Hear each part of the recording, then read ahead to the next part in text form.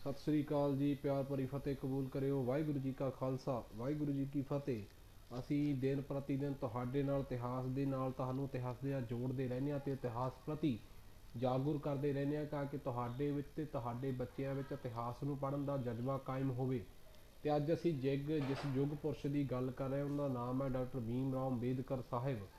ਉਹਨਾਂ ਦਾ ਜੋ ਉਹਨਾਂ ਦੀ ਸਾਡੇ ਸਮਾਜ ਨੂੰ ਦੇਣ ਸੀ, ਉਹਨਾਂ ਨੇ ਸਾਡੇ ਸਮਾਜ ਨੂੰ ਇੱਕ ਨਰਕ ਭਰੀ ਜ਼ਿੰਦਗੀ ਤੋਂ ਉਠਾ ਕੇ ਇੱਕ ਸਮਾਨਤਾ ਦਾ ਅਧਿਕਾਰ ਦੇ ਕੇ ਉੱਚ ਦਰਜੇ ਦੇ ਵਿੱਚ ਸਾਡਾ ਨਾਂ ਦਰਜ ਕਰਵਾਇਆ। ਡਾਕਟਰ ਭੀਮ ਰਾਓ ਅੰਬੇਦਕਰ ਜੀ ਦਾ ਜੀਵਨ ਕਾਲ ਹੈ ਉਹ 14 ਅਪ੍ਰੈਲ 1891 ਤੋਂ 6 ਦਸੰਬਰ 1956 ਤੱਕ ਦਾ ਰਹਿੰਦਾ ਹੈ।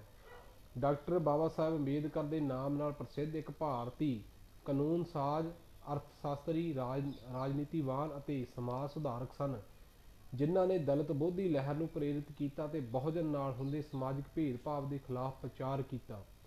ਜਦ ਕਿ ਔਰਤਾਂ ਅਤੇ ਕਿਰਤ ਦੇ ਅਧਿਕਾਰ ਦਾ ਸਮਰਥਨ ਵੀ ਕੀਤਾ। ਉਹ ਆਜ਼ਾਦ ਭਾਰਤ ਦੇ ਪਹਿਲੇ ਕਾਨੂੰਨ ਅਤੇ ਨਿਆਂ ਮੰਤਰੀ ਸਨ। ਭਾਰਤੀ ਸੰਵਿਧਾਨ ਦੇ ਨਿਰਮਾਤਾ ਅਤੇ ਭਾਰਤ ਗਣਤੰਤਰ ਦੇ ਮੋਢੀ ਵੀ ਸਨ। ਬਾਬਾ ਸਾਹਿਬ ਭਾਰਤ ਅਤੇ ਹੋਰ ਕਿਤੇ ਉਹਨਾਂ ਨੂੰ ਅਕਸਰ ਬਾਬਾ ਸਾਹਿਬ ਮਰਾਠੀ ਵਿੱਚ ਭਾਵ ਆਦਰਯੋਗ ਪਿਤਾ ਕਹਿੰਦੇ ਸਨ। ਬਾਬਾ ਸਾਹਿਬ ਅੰਬੇਦਕਰ ਨੇ ਕੋਲੰਬੀਆ ਯੂਨੀਵਰਸਿਟੀ ਅਤੇ ਲੰਡਨ ਸਕੂਲ ਆਫ ਇਕਨਾਮਿਕਸ ਵਿੱਚੋਂ ਅਰਥ ਸ਼ਾਸਤਰ ਵਿੱਚ ਡਾਕਟਰੇਟ ਪ੍ਰਾਪਤ ਕੀਤੀ ਅਤੇ ਕਾਨੂੰਨ, ਅਰਥ ਸ਼ਾਸਤਰ ਅਤੇ ਰਾਜਨੀਤਿਕ ਵਿਗਿਆਨ ਦੀ ਵਿੱਚ ਖੋਜ ਲਈ ਇੱਕ ਵਿਦਵਾਨ ਦੇ ਰੂਪ ਵਿੱਚ ਪ੍ਰਸਿੱਧੀ ਹਾਸਲ ਕੀਤੀ। ਆਪਣੇ ਸ਼ੁਰੂਆਤੀ ਕੈਰੀਅਰ ਵਿੱਚ ਉਹ ਇੱਕ ਅਰਥ ਸ਼ਾਸਤਰੀ, ਪ੍ਰੋਫੈਸਰ ਅਤੇ ਵਕੀਲ ਸਨ। ਉਸ ਦੇ ਬਾਅਦ ਦੇ ਜੀਵਨ ਵਿੱਚ ਰਾਜਨੀਤਿਕ ਗਤੀਵਿਧੀਆਂ ਵਿੱਚ ਸਨ। ਉਹ ਭਾਰਤ ਦੀ ਆਜ਼ਾਦੀ ਲਈ ਪ੍ਰਚਾਰ ਅਤੇ ਗੱਲਬਾਤ, ਰਸਾਲੇ ਛਾਪਣ, ਰਾਜਨੀਤਿਕ ਅਧਿਕਾਰਾਂ ਦੀ ਵਕਾਲਤ ਕਰਨ ਵਿੱਚ ਵੀ ਸ਼ਾਮਲ ਹੋ ਗਏ ਅਤੇ ਬਹੁਜਨਾਂ ਲਈ ਸਮਾਜਿਕ ਆਜ਼ਾਦੀ ਅਤੇ ਭਾਰਤ ਦੀ ਸਥਾਪਤੀ ਲਈ ਮਹੱਤਵਪੂਰਨ ਯੋਗਦਾਨ ਪਾਉਂਦੇ ਰਹੇ। 1956 ਵਿੱਚ ਉਹਨਾਂ ਨੇ ਧੰਮਾ ਕ੍ਰਾਂਤੀ ਦੀ ਸ਼ੁਰੂਆਤ ਕਰਦੇ ਹੋਏ ਬੁੱਧ ਧਰਮ ਧਾਰਨ ਕਰ ਲਿਆ।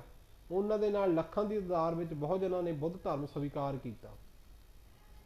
1990 ਵਿੱਚ ਬਾਬਾ ਸਾਹਿਬ ਅੰਬੇਦਕਰ ਨੂੰ ਮਰਨ ਉਪਰੰਤ ਭਾਰਤ ਦਾ ਸਭ ਤੋਂ ਵੱਡਾ ਨਾਗਰਿਕ ਪੁਰਸਕਾਰ ਭਾਰਤ ਰਤਨ ਦਿੱਤਾ ਗਿਆ। ਡਾਕਟਰ ਅੰਬੇਦਕਰ ਜੀ ਸਿਰਫ ਦੱਬੇ ਕੁਚਲੇ ਲੋਕਾਂ ਦੇ ਹੀ ਮਸੀਹਾ ਨਹੀਂ ਸਨ, ਬਲਕਿ ਉਹ ਇੱਕ ਯੁੱਗ ਪੁਰਸ਼ ਹੁੰਦੇ ਹੋਏ ਸਮੁੱਚੀ ਮਾਨਵਤਾ ਦੇ ਭਲੇ ਲਈ ਕੰਮ ਕਰਨ ਵਾਲੇ ਮਹਾਨ ਵਿਦਵਾਨ ਸਨ। ਜੋ ਬਾਬਾ ਸਾਹਿਬ ਦਾ ਮੁੱਢਲਾ ਜੀਵਨ ਸੀ, ਉਹਨਾਂ ਦਾ ਜਨਮ 14 ਅਪ੍ਰੈਲ 1891 ਨੂੰ ਅਜੋਕੇ ਮੱਧ ਪ੍ਰਾਂਤਾਂ, ਹੁਣ ਮੱਧ ਪ੍ਰਦੇਸ਼ ਵਿੱਚ ਸ਼ਹਿਰ ਮਹਾਓ, ਹੁਣ ਡਾਕਟਰ ਅੰਬੇਦਕਰ ਨਗਰ ਦੀ ਜੋ ਨਗਰ ਹੈ ਦੀ ਫੌਜੀ ਛਾਉਣੀ ਵਿੱਚ ਹੋਇਆ ਸੀ। ਉਹ ਰਾਮਜੀ ਮਾਲੋਜੀ ਸਿਕਪਾਲ, ਇੱਕ ਫੌਜੀ ਅਫਸਰ ਜੋ ਸੂਬੇਦਾਰ ਦੇ ਅਹੁਦੇ ਤੇ ਸੀ, ਅਤੇ ਭੀਮਾ ਬਾਈ ਸਿਕਪਾਲ ਦਾ 14ਵਾਂ ਅਤੇ ਆਖਰੀ ਬੱਚਾ ਸੀ। ਉਸ ਦਾ ਪਰਿਵਾਰ ਅਚੋਕੇ ਮਹਾਰਾਸ਼ਟਰ ਦੇ ਰਤਨਾਗਿਰੀ ਜ਼ਿਲ੍ਹੇ ਵਿੱਚ ਅੰਬਾਵਾਦ ਮੰਡਾਨਗੜ ਤਾਲੁਕਾ ਸ਼ਹਿਰ ਤੋਂ ਮਰਾਠੀ ਪਿਛੋਕੜ ਵਾਲਾ ਸੀ। ਅੰਬੇਦਕਰ ਜੀ ਦਾ ਜਨਮ ਮਹਾਨ ਦਲਿਤ ਜਾਤੀ ਵਿੱਚ ਹੋਇਆ ਸੀ, ਜਿਸ ਨੂੰ ਅਛੂਤ ਸਮਝਿਆ ਜਾਂਦਾ ਸੀ ਅਤੇ ਸਮਾਜਿਕ ਆਰਥਿਕ ਵਿਤਕਰੇ ਦੇ ਅਧੀਨ ਸੀ।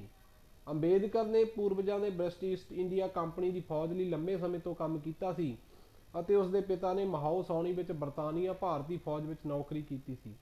ਭਾਵੇਂ ਕਿ ਉਹ ਸਕੂਲ ਗਏ, ਪਰ ਅੰਬੇਦਕਰ ਦੇ ਹੋਰ ਅਛੂਤ ਬੱਚਿਆਂ ਨੂੰ ਅਲੱਗ-ਅਲੱਗ ਕੀਤਾ ਜਾਂਦਾ ਸੀ ਅਤੇ ਅਧਿਆਪਕਾਂ ਨੇ ਉਹਨਾਂ ਵੱਲ ਬਹੁਤ ਘੱਟ ਧਿਆਨ ਦਿੱਤਾ ਸੀ।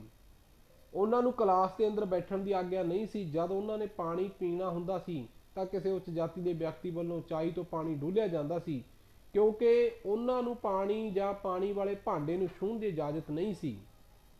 ਇਹ ਕੰਮ ਆਮ ਤੌਰ ਤੇ ਸਕੂਲਾਂ ਦੇ ਚਪੜਾਸੀ ਦੁਆਰਾ ਅੰਬੇਦਕਰ ਲਈ ਕੀਤਾ ਜਾਂਦਾ ਸੀ ਤੇ ਜਦੋਂ ਚਪੜਾਸੀ ਮੌਜੂਦ ਨਹੀਂ ਹੁੰਦਾ ਸੀ ਤਾਂ ਉਹਨਾਂ ਨੂੰ ਪਾਣੀ ਪੀਤੇ ਬਿਨਾਂ ਜਾਣਾ ਪੈਂਦਾ ਸੀ।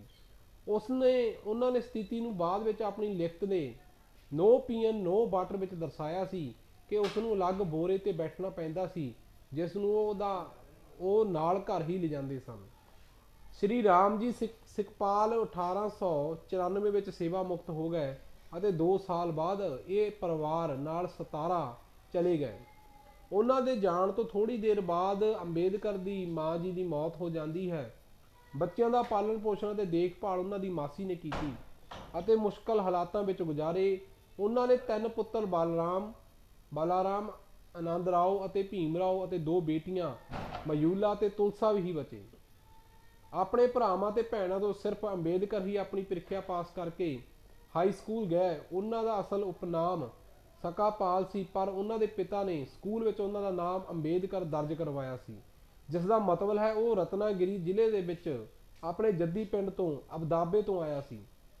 ਜੋ ਭੀਮਰਾਓ ਅੰਬੇਦਕਰ ਜੀ ਦੀ ਸਿੱਖਿਆ ਸੀ ਪੋਸਟ ਸੈਕੰਡਰੀ ਐਜੂਕੇਸ਼ਨ 1897 ਵਿੱਚ ਅੰਬੇਦਕਰ ਜੀ ਦਾ ਪਰਿਵਾਰ ਬੰਬਈ ਚਲਿਆ ਜਾਂਦਾ ਹੈ, ਜਿੱਥੇ ਅੰਬੇਦਕਰ ਐਲਫਿਸਟਨ ਹਾਈ ਸਕੂਲ ਵਿੱਚ ਦਾਖਲ ਹੋਣ ਵਾਲਾ ਇੱਕੋ ਇੱਕ ਅਛੂਤ ਬਣ ਗਿਆ ਸੀ। 1906 ਵਿੱਚ 15 ਸਾਲ ਦੀ ਉਮਰ ਵਿੱਚ ਉਸ ਦਾ ਵਿਆਹ 9 ਸਾਲਾਂ ਦੀ ਲੜਕੀ ਰਾਮਾਬਾਈ ਨਾਲ ਕਰ ਦਿੱਤਾ ਜਾਂਦਾ ਹੈ। ਯੂਨੀਵਰਸਿਟੀ ਆਫ ਬੰਬਈ ਵਿੱਚ ਅੰਡਰ ਗ੍ਰੈਜੂਏਟ ਪੜ੍ਹਾਈ 1907 ਵਿੱਚ ਉਹਨਾਂ ਨੇ ਮੈਟ੍ਰਿਕ ਦੀ ਪ੍ਰੀਖਿਆ ਪਾਸ ਕੀਤੀ ਅਤੇ ਅਗਲੇ ਸਾਲ ਵਿੱਚ ਉਹ ਐਲਫਿਸਟਨ ਕਾਲਜ ਵਿੱਚ ਦਾਖਲ ਹੋ ਗਿਆ ਅਤੇ ਯੂਨੀਵਰਸਿਟੀ ਆਫ ਬੰਬੇ ਨਾਲ ਜੁੜੇ ਹੋਏ ਰਹੇ। ਉਹਨਾਂ ਅਨੁਸਾਰ ਉਸ ਦੀ ਮਾਹਰ ਜਾਤੀ ਵਿੱਚੋਂ ਅਜਿਹਾ ਕਰਨ ਵਾਲਾ ਉਹ ਪਹਿਲਾ ਵਿਅਕਤੀ ਸੀ। ਆਪਣੀ ਪੁਸਤਕ ਦਾ ਬੁੱਧਾ ਐਂਡ ਹਿੰਸਾ ਧਾਮਾ ਵਿੱਚ ਜਦੋਂ ਉਹਨਾਂ ਨੇ ਆਪਣੀ ਅੰਗਰੇਜ਼ੀ ਦੀ ਚੌਥੀ ਮਿਆਦ ਦੀ ਪ੍ਰੀਖਿਆ ਪਾਸ ਕੀਤੀ ਤਾਂ ਉਸਦੇ ਭਾਈਚਾਰੇ ਦੇ ਲੋਕ ਜਸ਼ਨ ਮਨਾਉਣਾ ਚਾਹੁੰਦੇ ਸੀ, ਕਿਉਂਕਿ ਉਹ ਸਮਝਦੇ ਸਨ ਕਿ ਮਹਾਨ ਉਚਾਈਆਂ ਤੇ ਪਹੁੰਚ ਚੁੱਕੇ ਹਨ। ਕਮਿਊਨਿਟੀ ਦੁਆਰਾ ਉਸ ਦੀ ਸਫਲਤਾ ਦਾ ਜਸ਼ਨ ਮਨਾਉਣ ਲਈ ਇੱਕ ਜਨਤਕ ਸਮਾਰੋਹ ਮਨਾਇਆ ਗਿਆ ਸੀ।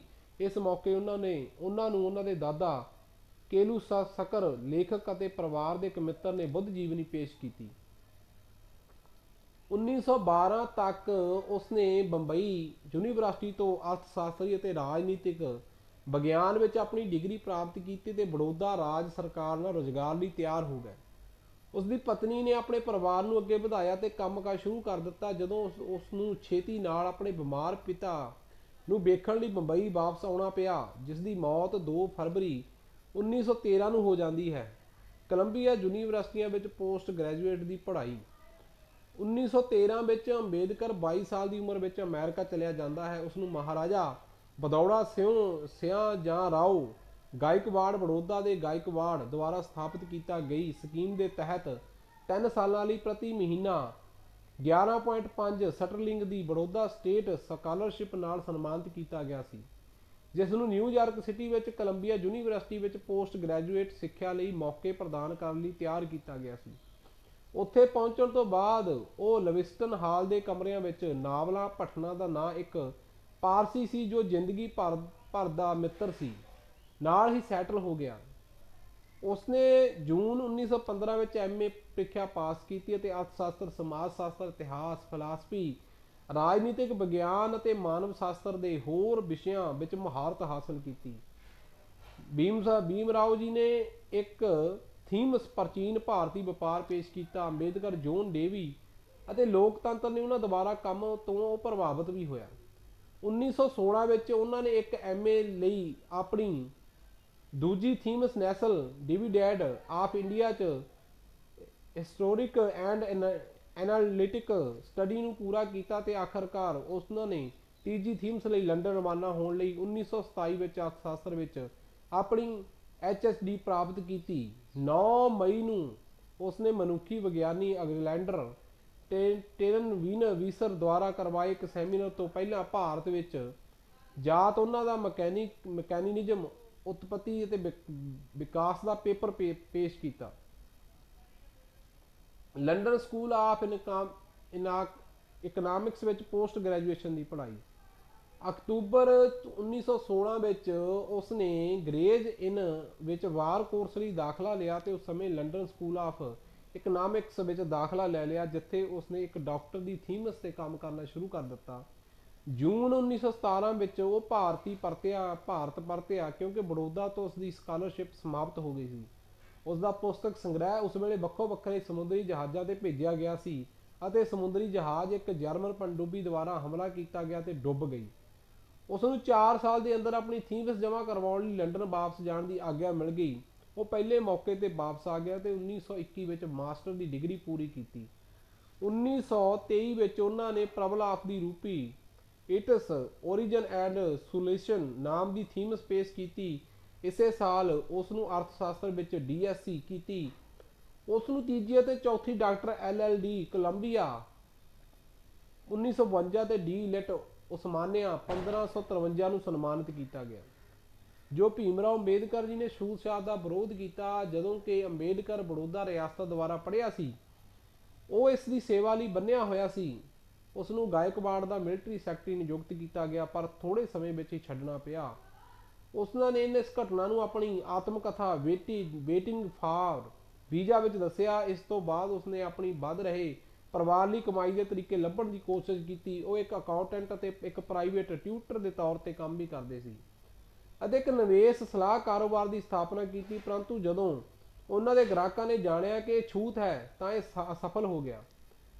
ਸੰਨ 1918 ਵਿੱਚ ਉਹ ਬੰਬਈ ਦੇ Sydenham college of commerce and economics ਵਿੱਚ ਸਿਆਸੀ ਆਰਥਿਕਤਾ ਦੇ ਪ੍ਰੋਫੈਸਰ ਬਣੇ।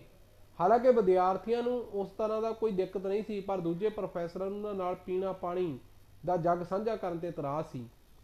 ਅੰਬੇਦਕਰ ਨੂੰ ਸਾਊਥ ਬੋਰੋ ਕਮੇਟੀ, ਜੋ ਕਿ ਭਾਰਤ ਸਰਕਾਰ ਐਕਟ 1919 ਦੀ ਤਿਆਰੀ ਕਰ ਰਹੀ ਸੀ, ਉਹਨਾਂ ਦੇ ਸਾਹਮਣੇ ਗਵਾਹੀ ਦੇਣ ਲਈ ਬੁਲਾਇਆ ਗਿਆ। ਸੁਣਵਾਈ ਤੇ ਅੰਬੇਦਕਰ ਨੇ ਛੂਤਾਂ ਤੇ ਹੋਰ ਧਾਰਮਿਕ ਭਾਈਚਾਰਿਆਂ ਲਈ ਵੱਖਰੇ ਚੋਣ ਹਲਕਾ ਤੇ ਰਾਖਵੇਂ ਕਰਨ ਲਈ ਦਲੀਲ ਕੀਤੀ। 1920 ਵਿੱਚ ਉਹਨਾਂ ਨੇ ਕੋਹਲਪੁਰ ਦੇ ਸਾਹੂ ਚੌਥੇ 1874 ਅਤੇ 1922 ਦੀ ਸਹਾਇਤਾ ਨਾਲ ਬੰਬਈ ਵਿੱਚ ਹਫ਼ਤਾਵਾਰੀ ਮੂਕ ਨਾਇਕ ਦਾ ਪ੍ਰਕਾਸ਼ਨ ਸ਼ੁਰੂ ਕੀਤਾ। ਅੰਬੇਦਕਰ ਜੀ ਨੇ ਕਾਨੂੰਨੀ ਪੇਸ਼ਾਵਰ ਵਜੋਂ ਕੰਮ ਕਰਨਾ ਸ਼ੁਰੂ ਕੀਤਾ। 1926 ਵਿੱਚ ਉਸਨੇ 3 ਗੈਰ ਬ੍ਰਾਹਮਣ ਆਗੂਆਂ ਦੀ ਸਫਲਤਾ ਨਾਲ ਬਚਾਅ ਕੀਤਾ, ਜਿਨ੍ਹਾਂ ਨੇ ਬ੍ਰਾਹਮਣਾਂ ਨੇ ਭਾਰਤ ਨੂੰ ਬਰਬਾਦ ਕਰਨ ਦਾ ਦੋਸ਼ ਅਤੇ ਬਾਅਦ ਵਿੱਚ ਉਹਨਾਂ ਦੇ ਬਦਨਾਮੀ ਲਈ ਮੁਕੱਦਮਾ ਚਲਾਇਆ ਸੀ। ਧਨੰਜੇ ਕੀਰ ਨੇ ਨੋਟ ਕੀਤਾ ਕਿ ਜਿੱਤ ਸਮਾਜਿਕ ਅਤੇ ਵਿਅਕਤੀਗਤ ਤੌਰ ਤੇ ਗ੍ਰਾਹਕਾਂ ਦੇ ਡਾਕਟਰ ਦੋਵਾਂ ਲਈ ਸੀ। ਬੰਬਈ ਹਾਈ ਕੋਰਟ ਵਿੱਚ ਕਾਨੂੰਨ ਦਾ ਅਭਿਆਸ ਕਰਦੇ ਸਮੇਂ ਉਸਨੇ ਛੂਤਾਂ ਨੂੰ ਸਿੱਖਿਆ ਨੂੰ ਉਤਸ਼ਾਹਿਤ ਕਰਨ ਅਤੇ ਉਹਨਾਂ ਨੂੰ ਉਭਾਰਨ ਦੀ ਕੋਸ਼ਿਸ਼ ਕੀਤੀ।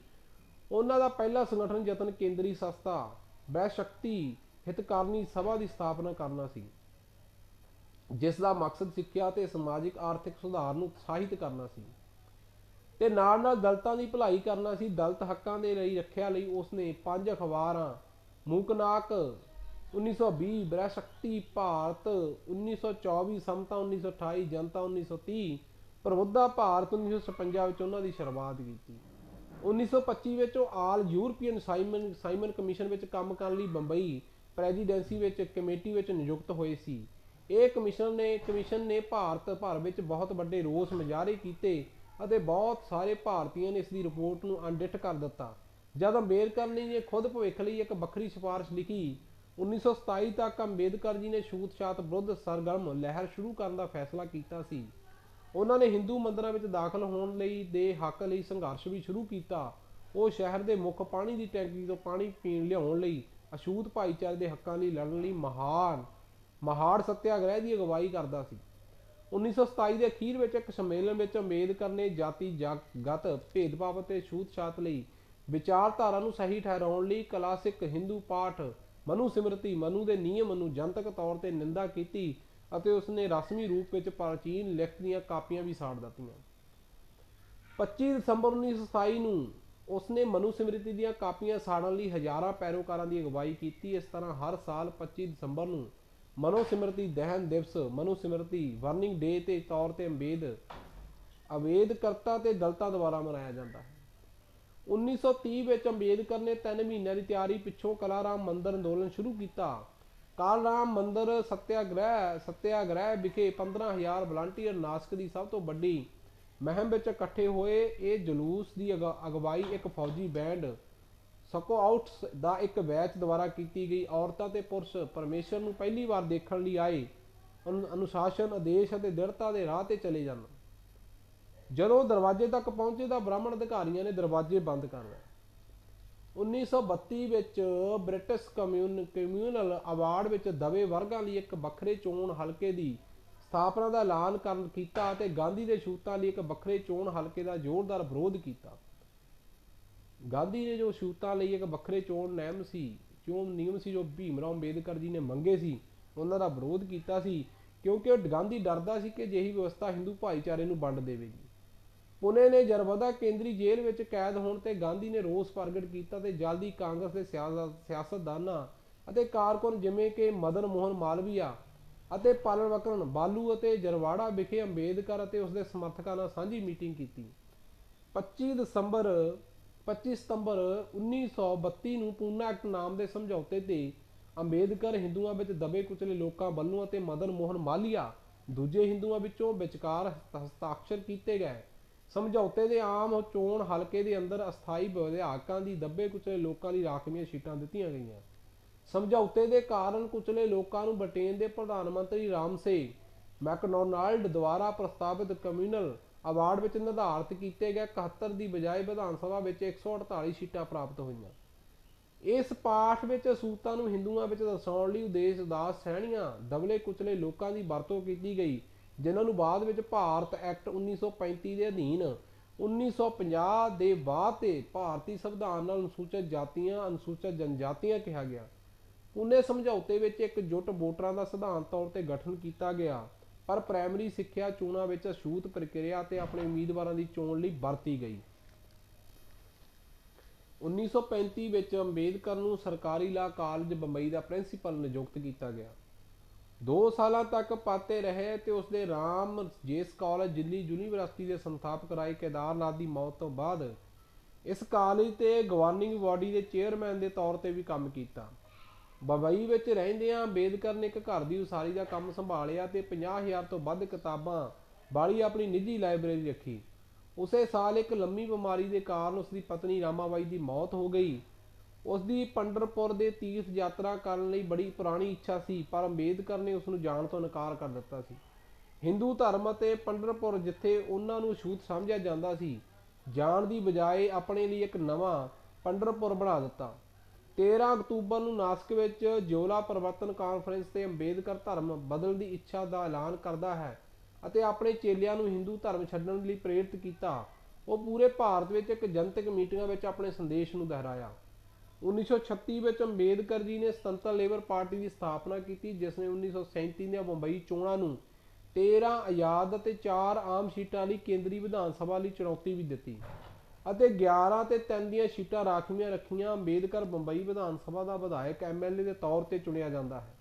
ਅੰਬੇਦਕਰ ਜੀ ਨੇ 15 ਮਈ 1936 ਨੂੰ ਆਪਣੀ ਪੁਸਤਕ ਜਾਤ ਪਾਤ ਦਾ ਬੀਜ ਨਾਸ ਪ੍ਰਕਾਸ਼ਿਤ ਕੀਤਾ। ਇਸ ਨੇ ਹਿੰਦੂ ਪੁਰਾਤਨ ਧਾਰਮਿਕ ਆਗੂਆਂ ਤੇ ਜਾਤ ਪ੍ਰਣਾਲੀ ਦੇ ਜ਼ੋਰਦਾਰ ਤਰੀਕਿਆਂ ਨਾਲ ਆਲੋਚਨਾ ਕੀਤੀ ਅਤੇ ਇਸ ਵਿੱਚ ਗਾਂਧੀ ਦਾ ਤਾੜਨਾ ਵਿਸ਼ਾ ਸ਼ਾਮਲ ਕੀਤਾ ਗਿਆ। ਬਾਅਦ ਵਿੱਚ 1955 ਦੀ ਇੱਕ BBC ਇੰਟਰਵਿਊ ਵਿੱਚ ਉਸਨੇ ਗਾਂਧੀ ਤੇ ਗੁਜਰਾਤੀ ਭਾਸ਼ਾ ਦੇ ਕਾਗਜ਼ਾਂ ਵਿੱਚ ਜਾਤੀ ਪਾਤ ਦੇ ਸਮਰਥਨ ਵਿੱਚ ਆਪਣੇ ਅੰਗਰੇਜ਼ੀ ਭਾਸ਼ਾ ਦੇ ਕਾਗਜ਼ਾਂ ਵਿੱਚ ਇਸ ਦੇ ਵਿਰੋਧ ਵਿੱਚ ਲਿਖਣ ਦਾ ਦੋਸ਼ ਲਾਇਆ। ਅੰਬੇਦਕਰ ਨੇ ਰੱਖਿਆ ਸਲਾਹਕਾਰ ਕਮੇਟੀ ਅਤੇ ਵਾਇਸਰਾਏ ਤੇ ਕਾਰਜਕਾਰੀ ਕੌਂਸਲ ਵਜੋਂ ਕਿਰਤ ਮੰਤਰੀ ਵਜੋਂ ਸੇਵਾ ਨਿਭਾਈ। ਪਾਕਿਸਤਾਨ ਦੀ ਮੰਗ ਕਰਨ ਵਾਲੇ ਮੁਸਲਿਮ ਲੀਗ ਦੇ ਲਾਹੌਰ ਪ੍ਰਸਤਾਵ 1940 ਤੋਂ ਬਾਅਦ ਅੰਬੇਦਕਰ ਨੇ 400 ਪੰਨਿਆਂ ਦਾ ਇੱਕ ਟਾਈਟਲ ਲਿਖਿਆ, ਜਿਸ ਦਾ ਸਿਰਲੇਖ ਸੀ ਥਾਟਸ ਆਨ ਪਾਕਿਸਤਾਨ, ਜਿਸ ਨੇ ਪਾਕਿਸਤਾਨ ਦੇ ਸੰਕਲਪ ਨੂੰ ਸਾਰੇ ਪੱਖਾਂ ਵਿੱਚ ਵਿਸ਼ਲੇਸ਼ਣ ਕੀਤਾ। ਅੰਬੇਦਕਰ ਜੀ ਨੇ ਦਲੀਲ ਦਿੱਤੀ ਸੀ ਕਿ ਹਿੰਦੂਆਂ ਨੇ ਪਾਕਿਸਤਾਨ ਨੂੰ ਮੁਸਲਮਾਨਾਂ ਨੂੰ ਸਵੀਕਾਰ ਕਰਨਾ ਚਾਹੀਦਾ ਹੈ। ਉਸ ਦਾ ਸੁਝਾਅ ਦਿੱਤਾ ਗਿਆ ਸੀ ਕਿ ਮੁਸਲਿਮ ਅਤੇ ਗੈਰ ਮੁਸਲਿਮ ਬਹੁ ਗਿਣਤੀ ਵਾਲੇ ਹਿੱਸੇ ਨੂੰ ਵੱਖ ਕਰਨ ਲਈ ਪੰਜਾਬ ਅਤੇ ਬੰਗਾਲ ਦੀ ਸੂਬਾਈ ਹੱਦਾਂ ਨੂੰ ਮੁੜ ਬਣਾਇਆ ਜਾਣਾ ਚਾਹੀਦਾ ਹੈ। ਉਹਨਾਂ ਨੇ ਸੋਚਿਆ ਕਿ ਮੁਸਲਮਾਨਾਂ ਨੂੰ ਪ੍ਰਾਂਤ ਸੀਮਾਵਾਂ ਨੂੰ ਘੱਟ ਕਰਨ ਨਾਲ ਕੋਈ ਇਤਰਾਜ਼ ਨਹੀਂ ਹੋ ਸਕਦਾ। ਜੇ ਉਹ ਅਜਿਹਾ ਕਰਦੇ ਤਾਂ ਉਹਨਾਂ ਨੂੰ ਆਪਣੀ ਮੰਗ ਦੇ ਸੁਭਾਅ ਨੂੰ ਚੰਗੀ ਤਰ੍ਹਾਂ ਨਹੀਂ ਸਮਝਿਆ। ਵਿਦਵਾਨ ਬੈਕਟ ਤੁਲੀਲ ਪਾਲਾ ਨੇ ਕਿਹਾ ਕਿ ਥਾਟਸ ਆਨ ਪਾਕਿਸਤਾਨ ਇੱਕ ਦਹਾਕੇ ਲਈ ਭਾਰਤੀ ਸਿਆਸਤ ਨੂੰ ਹਿਲਾ ਕੇ ਰੱਖ ਦਿੱਤਾ ਹੈ। ਇਸ ਨੇ ਮੁਸਲਿਮ ਲੀਗ ਅਤੇ ਇੰਡੀਅਨ ਨੈਸ਼ਨਲ ਕਾਂਗਰਸ ਵਿਚਾਲੇ ਹੋਈ ਗੱਲਬਾਤ ਦਾ ਰਾਹ ਪੱਕਾ ਕੀਤਾ, ਜਿਸ ਨਾਲ ਭਾਰਤ ਦੀ ਵੰਡ ਦਾ ਰਸਤਾ ਬਣ ਗਿਆ। ਆਪਣੀ ਕਿਤਾਬ ਸ਼ੂਦਰ ਕੌਣ ਸਨ ਵਿੱਚ ਅੰਬੇਦਕਰ ਨੇ ਛੂਤਾਂ ਦੇ ਗਠਨ ਦੀ ਵਿਆਖਿਆ ਕਰਨ ਦੀ ਕੋਸ਼ਿਸ਼ ਕੀਤੀ। ਉਹਨਾਂ ਨੇ ਸ਼ੂਦਰ ਅਤੇ ਅਤੀ ਸ਼ੂਦਰ ਨੂੰ ਦੇਖਿਆ, ਜਿਨ੍ਹਾਂ ਨੂੰ ਜਾਤ ਪ੍ਰਣਾਲੀ ਦੇ ਰੀਤੀ ਰਿਵਾਜ ਵਿੱਚ ਸਭ ਤੋਂ ਨੀਵੀਂ ਜਾਤ ਮੰਨਿਆ ਜਾਂਦਾ ਹੈ। ਅੰਬੇਦਕਰ ਜੀ ਨੇ ਆਪਣੇ ਰਾਜਨੀਤਿਕ ਪਾਰਟੀਆਂ ਦੇ ਅਨੁਸੂਚਿਤ ਜਾਤੀਆਂ ਨੂੰ ਫੈਡਰੇਸ਼ਨ ਵਿੱਚ ਬਦਲਾਅ ਦੀ ਨਿਗਰਾਨੀ ਕੀਤੀ। ਹਾਲਾਂਕਿ ਇਸ ਨੇ ਭਾਰਤੀ ਸੰਵਿਧਾਨ ਸਭਾ ਦੇ 1946 ਦੀਆਂ ਚੋਣਾਂ ਵਿੱਚ ਬਹੁਤ ਮਾੜਾ ਪ੍ਰਦਰਸ਼ਨ ਕੀਤਾ। ਬਾਅਦ ਵਿੱਚ ਉਹ ਬੰਗਾਲ ਦੇ ਸੰਵਿਧਾਨ ਦਾ ਸਭਾ ਵਿੱਚ ਚੁਣੇ ਜਾਂਦੇ ਹਨ ਅਤੇ ਮੁਸਲਿਮ ਲੀਗ ਜਿੱਥੇ ਮੁਸਲਿਮ ਲੀਗ ਦਾ ਰਾਜ ਸੀ, ਬੰਗਾਲ ਵਿੱਚ ਸੰਵਿਧਾਨ ਸਭਾ ਵਿੱਚ ਭੀਮਰਾਓ ਅੰਬੇਦਕਰ ਜੀ ਚੁਣੇ ਜਾਂਦੇ ਸੀ, ਜਿੱਥੇ ਮੁਸਲਿਮ ਲੀਗ ਦਾ ਰਾਜ ਸੀ। ਅੰਬੇਦਕਰ 2 ਵਾਰ ਸੰਸਦ ਦਾ ਮੈਂਬਰ ਬਣਿਆ ਤੇ ਰਾਜ ਸਭਾ ਭਾਰਤੀ ਸੰਸਦ ਦੇ ਉੱਪਰਲੇ ਸਦਨ ਵਿੱਚ ਬੰਬਈ ਸਟੇਟ ਦੀ ਨੁਮਾਇੰਦਗੀ ਕਰਦੇ ਸਨ। ਉਸ ਦਾ ਰਾਜ ਸਭਾ ਦੇ ਰੂਪ ਵਿੱਚ ਪਹਿਲਾ ਕਾਰਜਕਾਲ 3 ਅਪ੍ਰੈਲ 1952 ਤੇ 2 ਅਪ੍ਰੈਲ 1956 ਦੇ ਵਿਚਕਾਰ ਸੀ ਅਤੇ ਦੂਜਾ ਕਾਰਜਕਾਲ 3 ਅਪ੍ਰੈਲ 1956 ਤੋਂ 2 ਅਪ੍ਰੈਲ 1962 ਤੱਕ ਦਾ ਹੋਣ ਵਾਲਾ ਸੀ।